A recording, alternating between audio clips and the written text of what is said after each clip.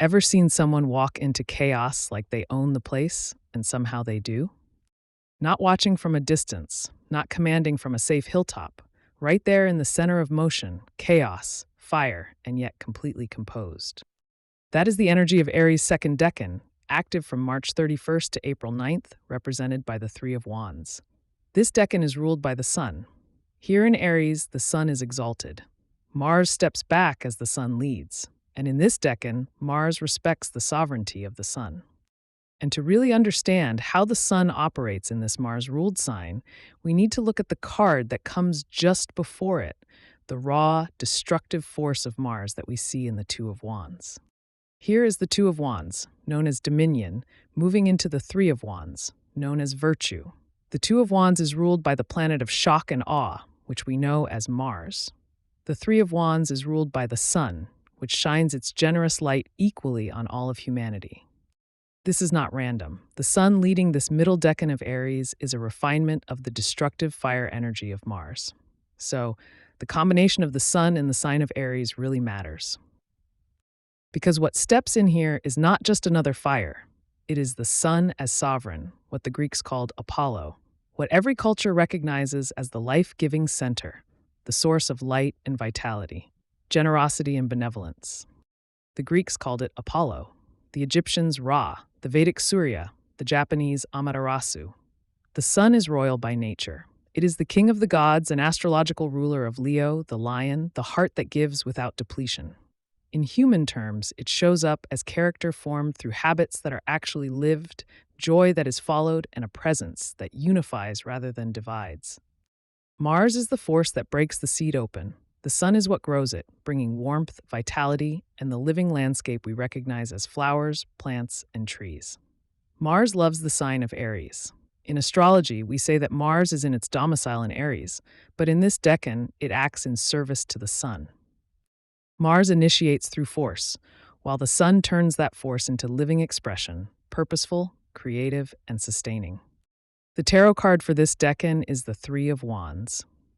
Austin Coppock calls this decan the crown, and the regal nature of this planetary action is not to be dismissed. This is Aries' most stable decan, and it is about sovereignty, knowing who you are so clearly that others begin to orient around you. Picture it.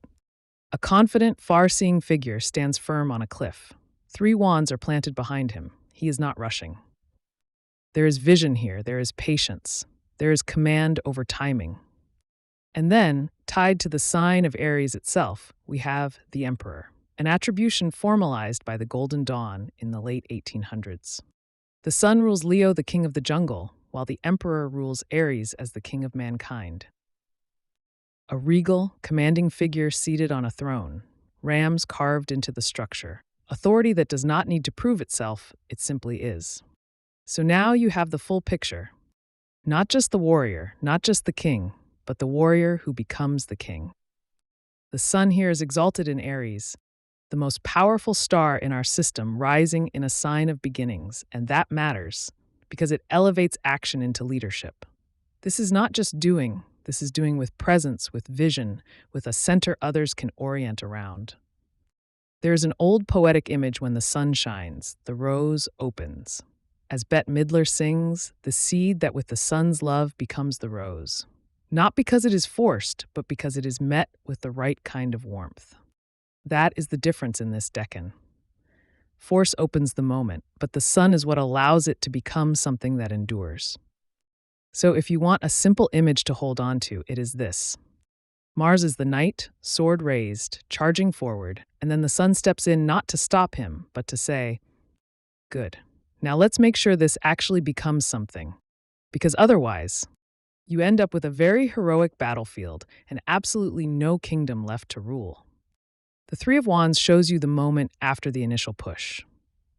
You have acted. You have initiated. Now you are met with something warmer, life-giving, generous, and alive, and you begin to move with joy, not just force. The Three of Wands, the Sun in Aries in this decan, reminds you, you are not just here to start something. You are here to bring something to life that others can feel, grow from, even imitate, and be nourished by. So when these energies are working well together, what you get is confident, forward moving leadership, clear identity expressed through generosity and warmth, and finally, the ability to build something that actually endures and that others want to imitate. Not just a spark, but something alive. If you are enjoying this series, be sure to follow or subscribe for more insights ahead.